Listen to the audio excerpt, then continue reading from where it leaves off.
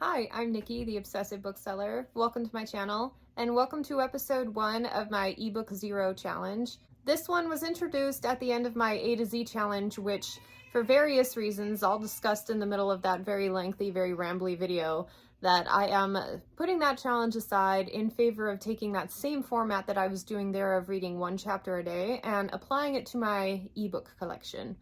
I currently have 10 books in my e-reader. That's not very much. Everything else in my life, book-related, is very excessive, but my e-reader, I don't tend to buy those unless I'm ready to read them immediately. But I'm slowly finding myself a backlog of things. Like, for example, there are quite a few books where the first couple were available in audiobooks, so I experienced them that way, but the next books, for whatever reason, aren't, so I've got to read them physically.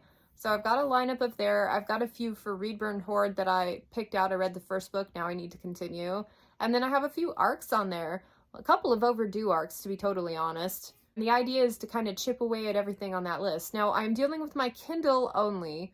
My Nook, because I share an account with my mom, has like a ton of books on it. But I don't tend to that one. I'm not paying attention to it. It doesn't exist to me. Maybe I'll visit it at one point to see if there's anything in there I'd like to read.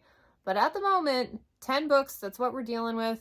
And I'd like to see if I can read all of them by the end of the year, and even maybe add in a few more advanced copies that I can request to beef up the list a little bit.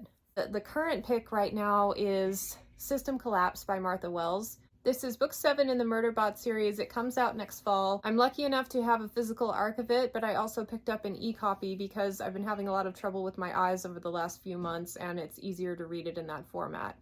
And according to the back of the book, it is a full-length novel, which I'm calling a little bit of stretching the truth there, because this one is quite a bit smaller than Network Effect and just only a slightly longer than the novellas, but whatever, we're going with it. Supposedly this one takes place right after Network Effect, and we can just all collectively forget that fugitive telemetry happened. Although I did actually quite enjoy that one, but I know it knocked a few people off of the series because it was kind of a random tangent story thrown in. In any case, we're going to get going with this one, and I'm super excited. Now, I will not be including spoilers because I know it doesn't come out for a while and there are a lot of people looking forward to reading it, so I'm just going to give general impressions of the book as I go. Anyway, thank you for joining me on this update, and I hope to catch you on the next one. Bye.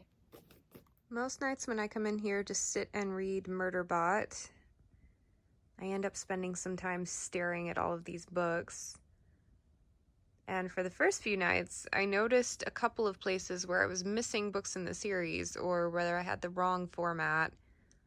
So my intention was to come in here and read every night, but over the last couple days, I've been actually ordering a bunch of books online. And now I'm feeling like shell-shocked with how much I've spent. So we're not doing that anymore.